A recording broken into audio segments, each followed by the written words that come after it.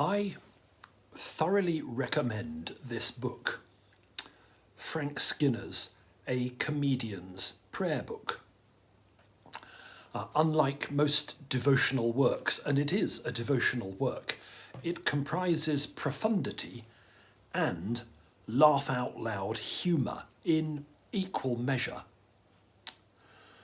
One of Frank Skinner's observations is on the ready availability of statues of the Buddha sold as garden ornaments. Most of those who purchase them will not be practicing Buddhists, he notes. They'll be, quotes, buying into a general mystical vibe, a sort of otherworldly equivalent of mood lighting. So why, he asks, are there no statues of Jesus for sale?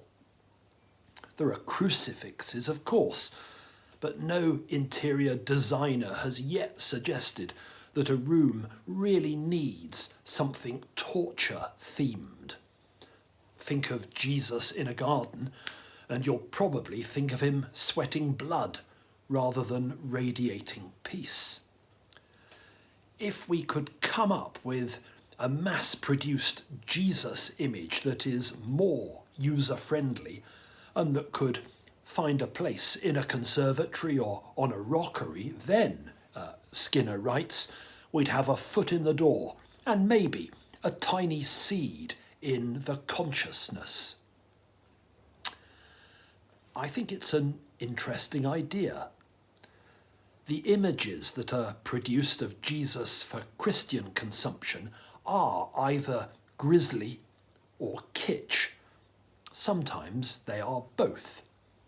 On Easter Tuesday, I'm going to the Holy Land for 10 days and will see entire shops stuffed with the sort of Jesus merchandise that most of us probably wouldn't want in our homes. But if our supermarket shelves are free of Christian tat, they are not, at this time of year, free of Christian imagery.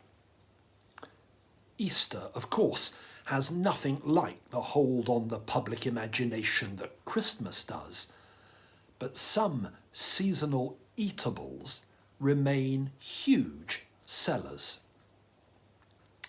Amazingly, the British public spent more than £150 million on hot cross buns in 2019. More than £150 million.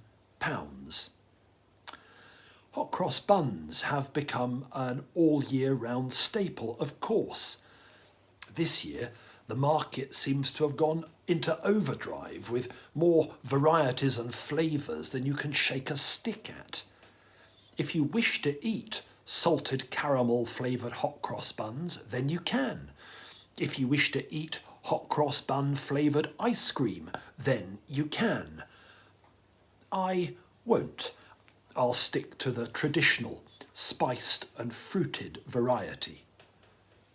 But it's worth acknowledging that this item of mass consumption, growing in popularity year on year, is marked and made unique by the sign of Christian faith. You can flavour it with salted caramel or chocolate, but take away the cross and it's just a currant bun.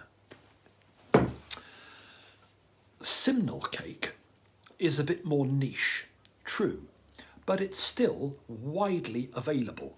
And whatever recipe is used, and the one that Heather cooks at home for us is undoubtedly the best, whatever recipe is used, simnel cake is still recognisable.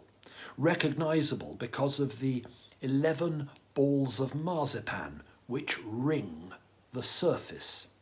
11, because of the 11 apostles who are left after Judas has handed Jesus over to the authorities. The 11 apostles who become the foundation stones of the church to which you and I belong. I love simnel cake almost as much as I love hot cross buns. And again, perhaps we should just acknowledge that up and down the land, people will cut into a cake that is full of sacred meaning and contemporary relevance on Easter Day.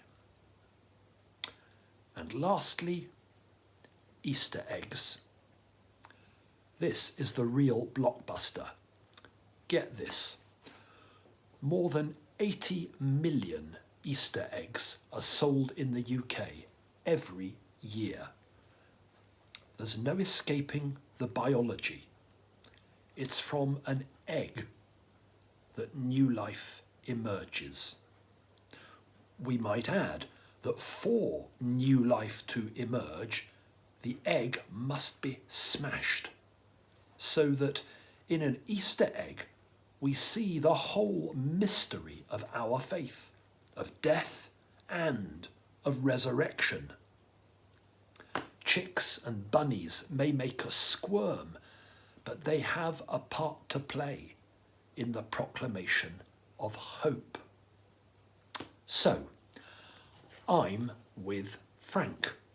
I'm intrigued by the challenge of finding an image of Jesus that is not scary and not saccharine, an image that could comfortably take its place in our homes and gardens.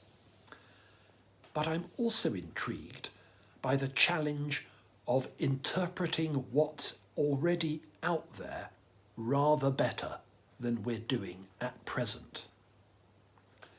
Millions, literally millions of our neighbours will eat hot cross buns, slice simnel cakes and break into chocolate eggs next week. How do you and I tell their story better?